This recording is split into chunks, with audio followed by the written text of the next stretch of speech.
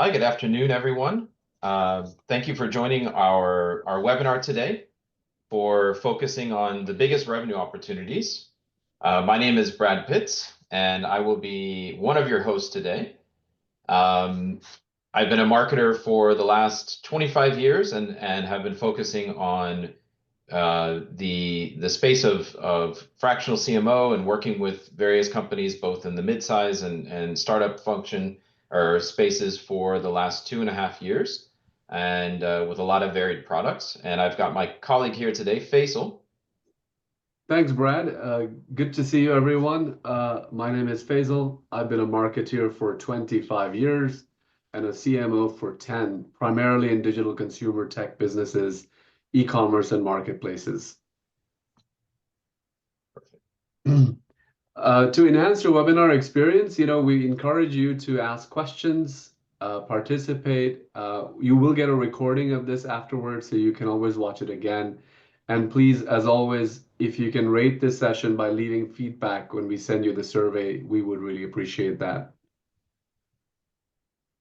Today's agenda, basically, we'll cover today in 20 minutes, 4 items, and then we'll have a 10-minute Q&A session. First, we'll explore the common assumption that sales should own majority of revenue growth. Then we'll discuss why marketing is often an untapped revenue resource. We'll then talk about the demand engine model and a CEO framework for unlocking hidden revenue. And finally, we'll give you actionable takeaways and open it up for discussion. So when you think about the CEO growth challenge, many times the CEOs and executive teams in general think that in order to accelerate revenue, we need to invest more in our acquisition efforts. So whether that's hiring more salespeople, increasing the overall number of channels that we're investing in from an investment standpoint, and that will lead to more pipeline and eventually more revenue. And while that does work, there is declining levels of efficiency in that, right?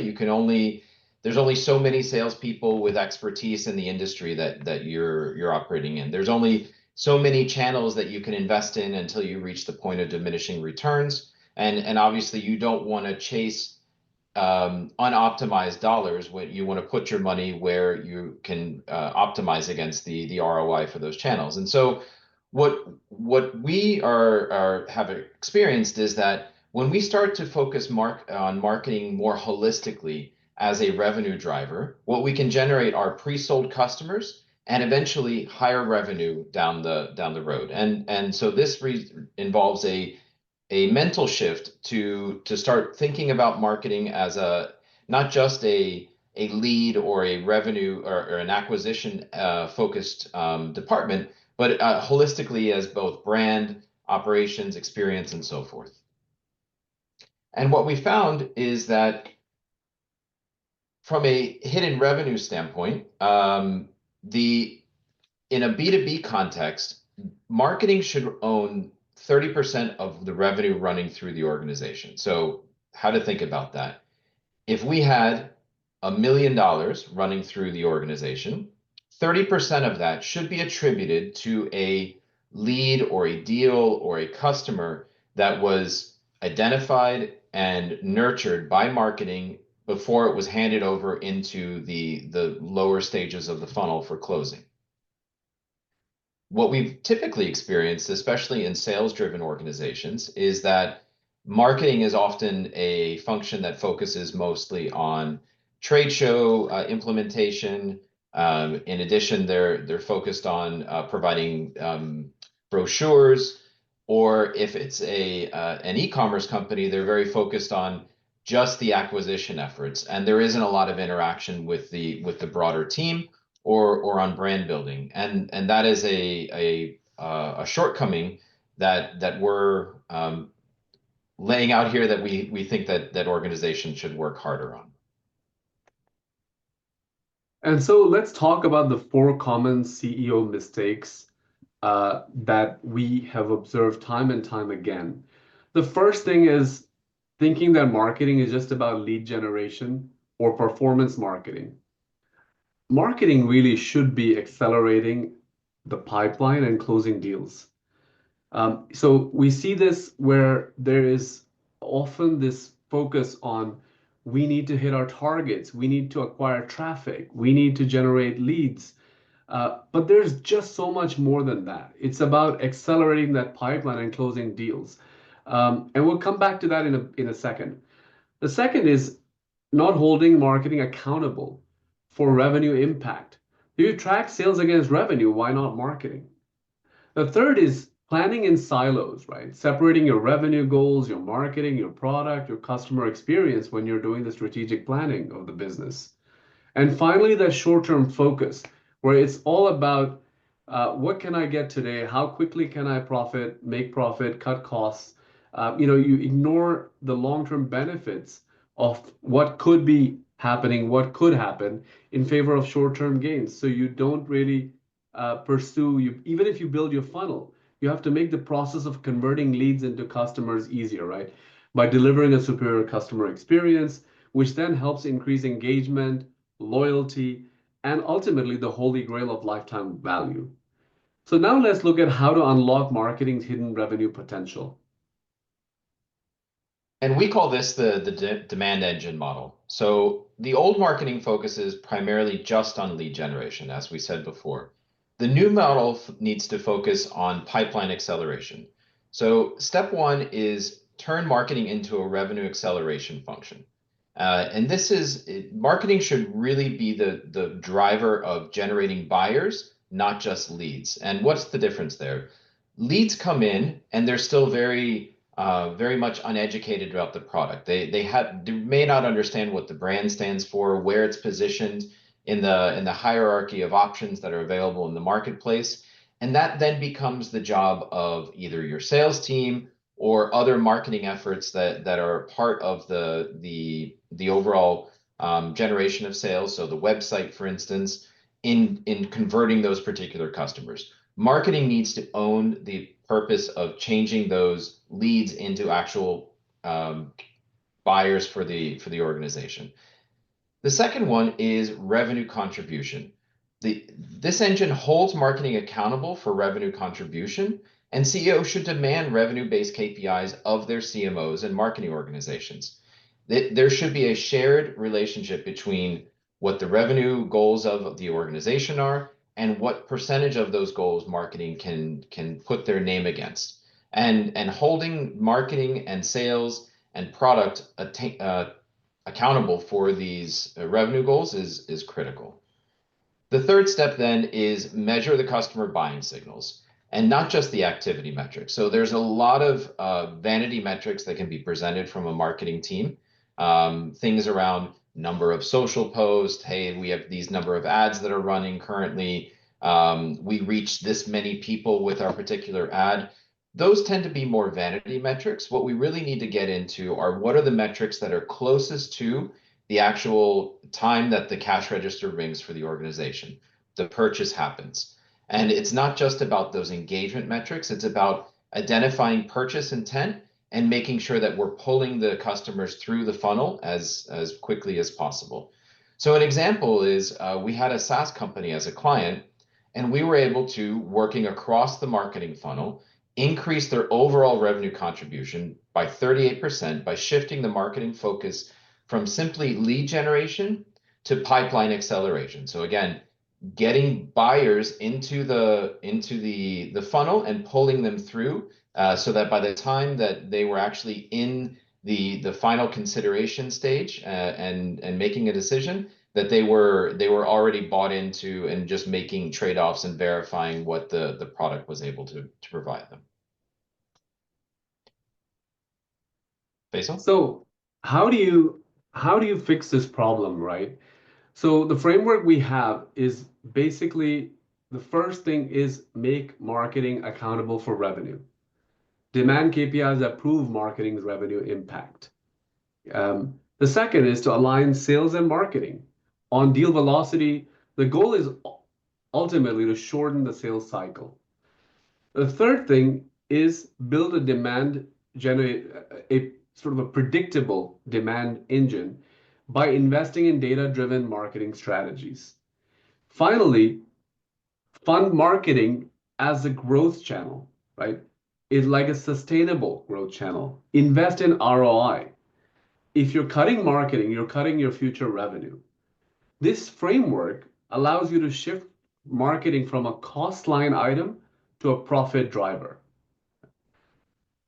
And that's really important. And when we start talking about what CEOs need to change, both from a mindset standpoint, but also from a practical standpoint within their organization, the first one is assign that revenue ownership to marketing. Now, often when we have these conversations with CEOs, they get very uncomfortable with this because the idea of assigning that ownership for the revenue generation to the marketing organization is something that they're just not used to, right? They're depending on marketing for more of the the wrapping around what the organization is selling rather than the actual sales activity.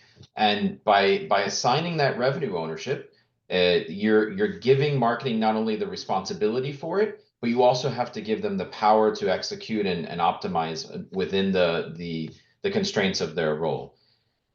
The next one is to stop focusing on lead volume. So lead volume is great, but we need to start again looking at pipeline acceleration. So marketing can and does often have the ability to fill the top of the funnel, the leads, with a lot of leads.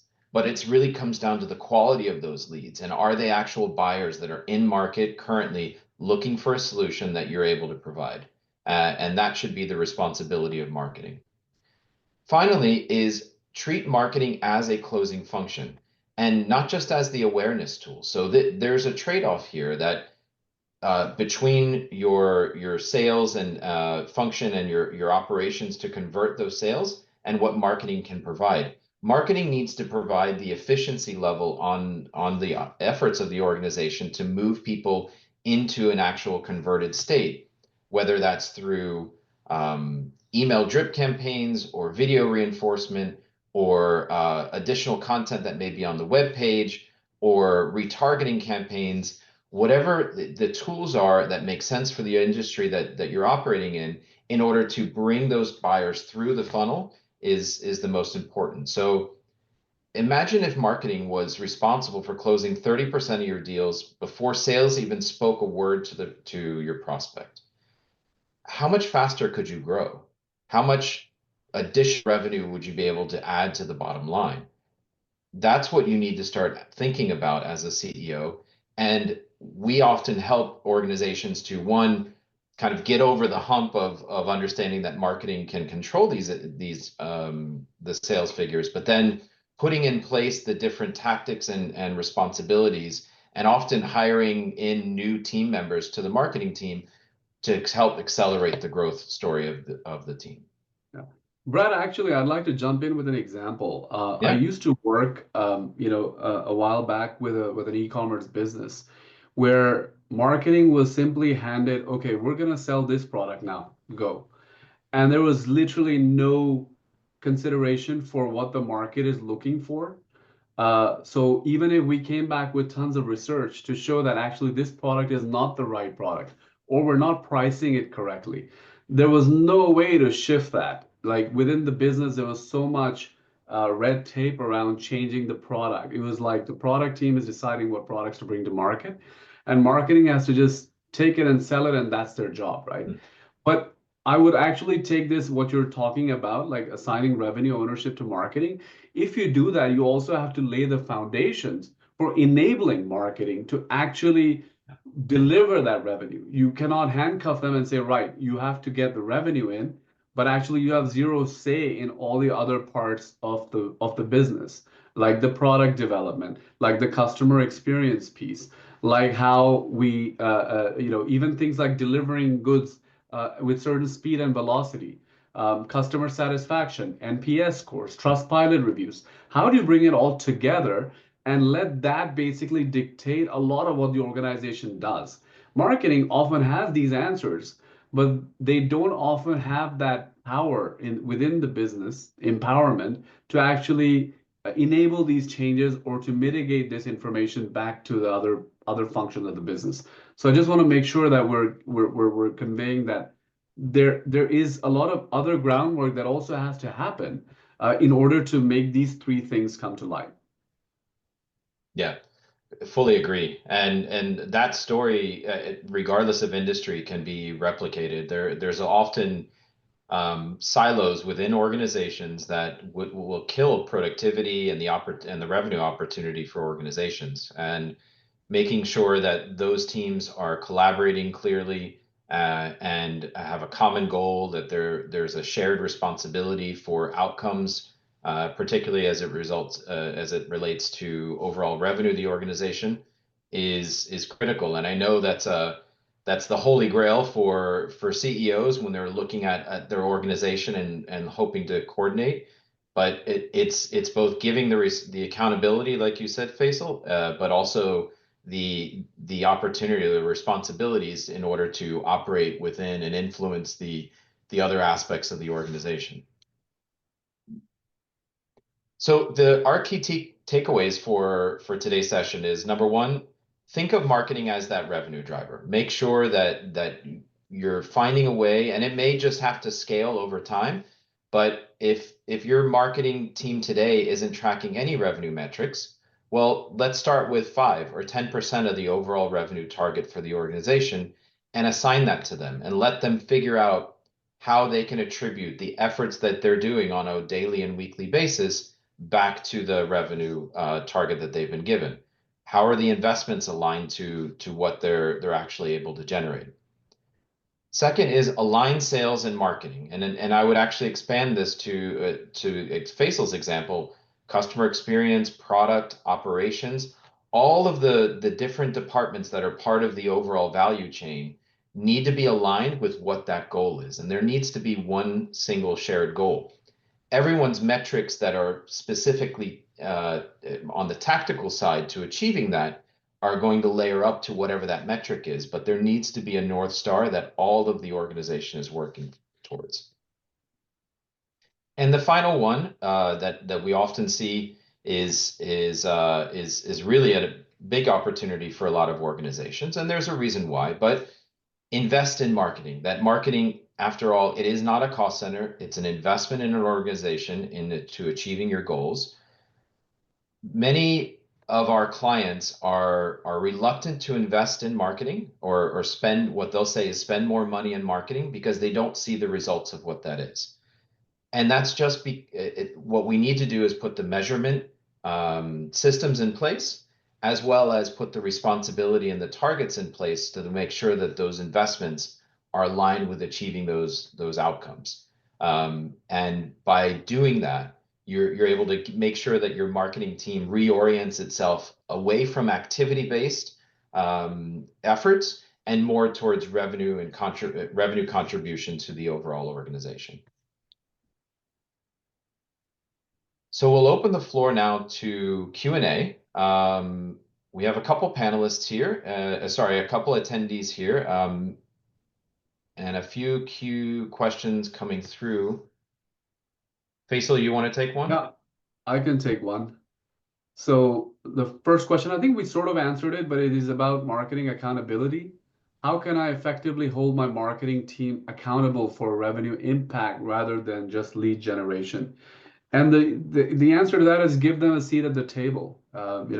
Listen to the feedback that the marketing is sort of funneling back to you. They're closest to the customer. They can see what the customer is coming into, what they're doing, why they're not converting. And so taking all of that, the market research that team is providing, the voice of the customer that they're feeding back, and take that and give them the seat at the table to actually have others in the other functions of the business listen to that information. So that's my one. Brad, do you have anything to add to that?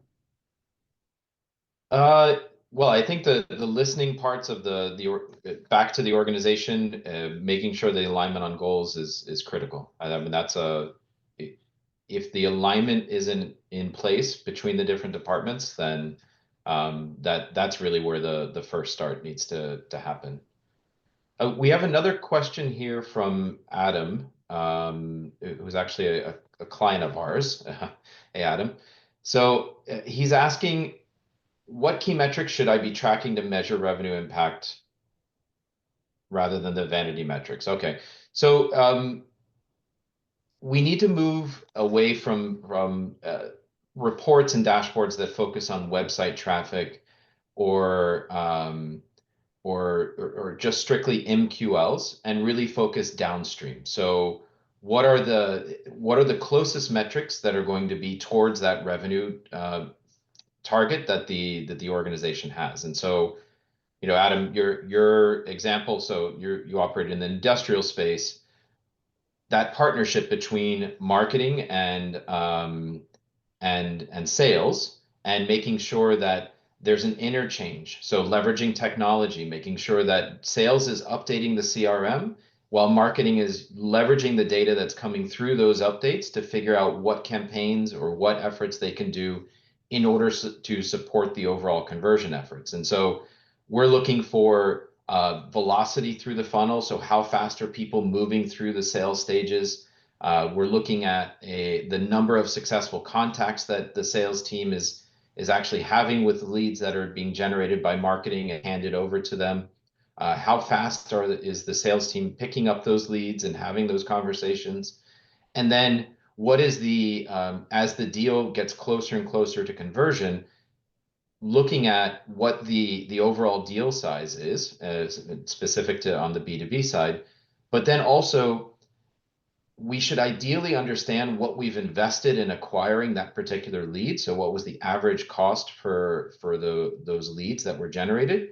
And as they become buyers, then we actually understand what the overall cost of that particular customer converted is. And that way, that feeds back data towards the marketing organization so that they can, one, optimize channels, but two, they can optimize their investments at levels and shifting towards channels that are at higher values. And speaking of data, we have another question. It's from Stephanie out in Brussels. Oh, wow. Bonsoir, Stephanie. She asks, what key marketing metrics should I be tracking to measure revenue impact rather than vanity metrics like website traffic or MQLs? So you're really speaking to my heart with the website traffic being a vanity metric. I think it depends on the type of business. Obviously, in a consumer business, you should be tracking cost of customer acquisition, not cost of traffic. You should not worry about click-through rate, but you should really talk about conversion rate in the end. You should look at the average basket size, for example, as one. You should look at POAS instead of ROAS. So a lot of companies measure revenue on ad spend. I would recommend looking at profitability on ad spend. It's not always available across all the various digital channels, but you can actually decipher and derive it using some specific attribution modeling tools. And finally, I would say customer lifetime value is a very big one because ultimately you might lose money on your first customer, especially if you're looking at profitability. But actually, if you measure if you're creating a good customer experience, you're building loyalty and engagement, you're going to drive up customer lifetime value. So those would be like my 4 or 5 key metrics that I would recommend. For B2B, what would you recommend, Brad?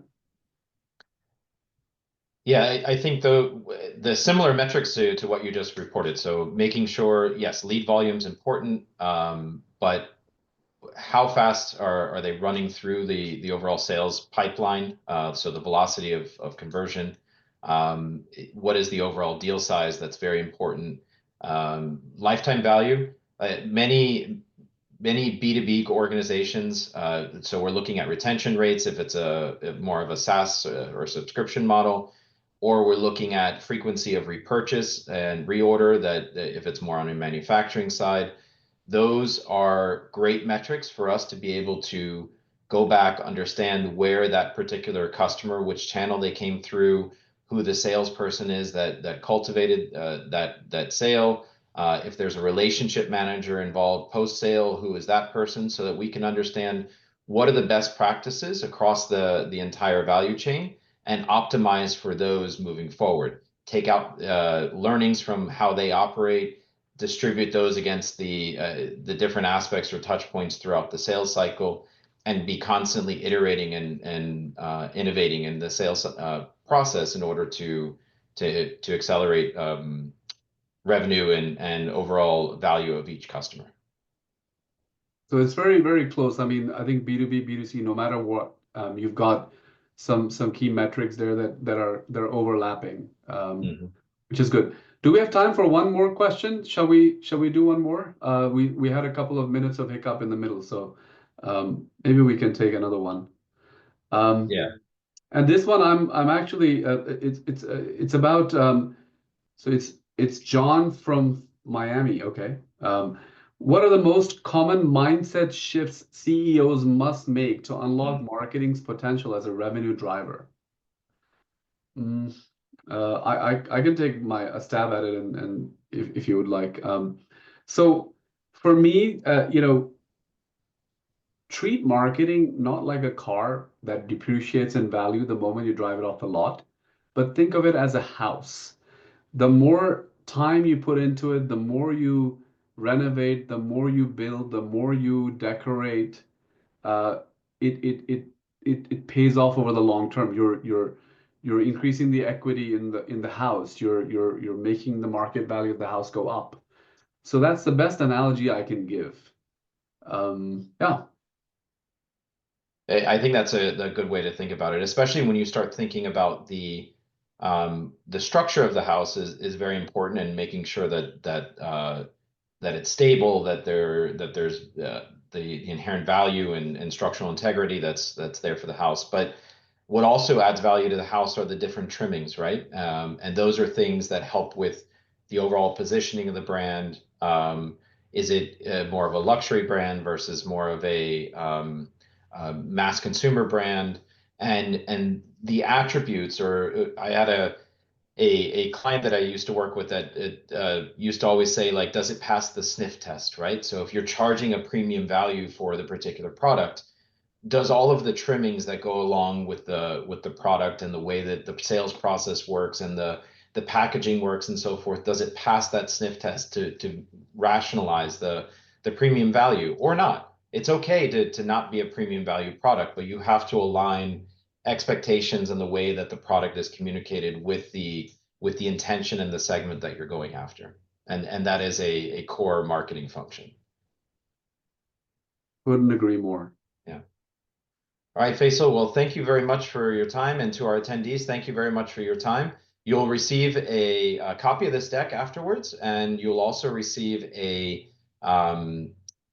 survey. So please let us know your thoughts. We're always looking to improve. That's the most important and fundamental aspects of marketing, is always be testing and improving. So we adopt that wholly. Thank you very much for your time. Enjoy the rest of your day. Thank you.